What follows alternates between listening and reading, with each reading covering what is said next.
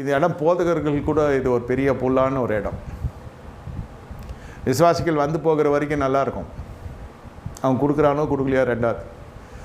ஆனால் திடீர்னு ஏதோ ஒரு சுச்சுவேஷனில் அவங்களுடைய ஆதி அன்பு குறைஞ்சிடுச்சு, சபைக்கு வரதில்லை. நம்ம கண் எதிர்க்க வேறு சபைக்கு போகிறோம். அது இன்னும் துரிதமாக போகிறான், இன்னும் ஒரு ப்ரிப்பரேஷனோடு போகிறான், பயங்கர இதுவாக இருக்கான். ஆனாலும் அவன் வந்து ஐயான்னு சொல்லி பேசுகிறாங்க அந்த பெரியவங்க.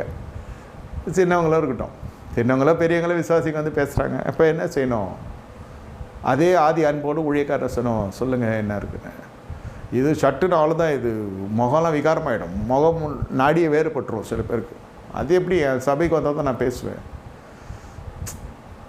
இவ்வளோ நான் பாடுபட்டேன், வேறு சபைக்கு போகிறோம், போட்டோம்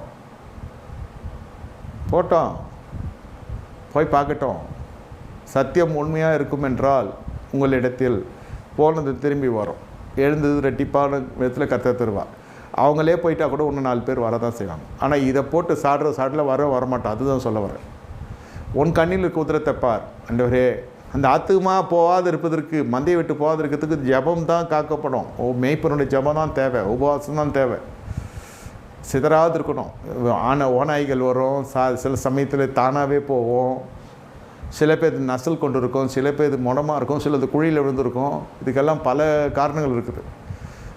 அது எல்லாம் மெய்ப்பெண் செய்ய வேண்டிய வேலையெல்லாம் விட்டுட்டு நேராக போய் அவங்க முகநாடி வேறுபட்டு அவர்களை சபிக்கிறதோ, அவர்களுக்கு ஒரு இன்முகத்தோடு பார்த்த அந்த முகதரிசனத்தை பார்த்தவங்க இப்போ கொடூரமான கோபம். என்ன சபையில் இல்லை, அவர் கிறிஸ்துக்குள்ளே இருக்கா. அவன் நம்ம சபையில் இல்லைன்னா என்ன, கிறிஸ்துக்குள்ளே இருக்க தேவநாமம் தரிக்கப்பட்டிருக்கான்.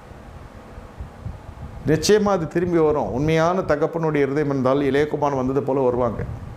அது வரத்துக்குள்ளே இவன் துன்மார்க்கனா கெட்ட குமார்னா இவன் மாறிடுறான். தவப்பேன் யார்? மெய்ப்பேன்.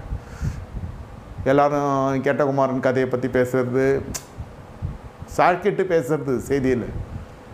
நீ நாசமாக போவேன்னு தான் சொல்ல, வேறு மாதிரி எல்லாம் மண்ணை மாதிரி தான் உள்ள நாசமாக போகணுன்னு சொல்ல. அதுக்கு பின்னா எல்லா வார்த்தையும் வேதவசம் வச்சு அடித்து தள்ளுறது. அவன் காது கேட்குற மாதிரியே இல்லை, அவனுக்கு நந்துக்கிறான், அவனுக்கு போய் சேர்ற மாதிரி பண்ணிடுறது. நீங்கள் சபையில் உன்னை பற்றி தான் பேசுனாங்கன்னு போய் சக விசுவாசிக்கு போய் அவன்கிட்ட சொல்கிற அளவுக்கு பண்ணுறது. அவன் செத்தாலும் இந்த பக்கம் திரும்பவே மாட்டான். மேய்ப்பனுடைய வேலை என்ன? இதெல்லாம் நடக்க தான் செய்யும். நீங்கள் குழியில் விடுத்ததை தூக்கி எடுக்கணும், காயம் கட்டணும், போய் விசாரிக்கணும், எல்லாம் பண்ணணும்.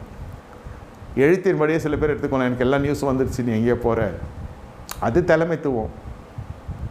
நியூஸ் வந்ததுன்னா என்ன பண்ண முடியும்? அவனை கட்டாயமா என்னை அடிமைப்படுத்துகிறான்னு அவன் சொல்கிறான்.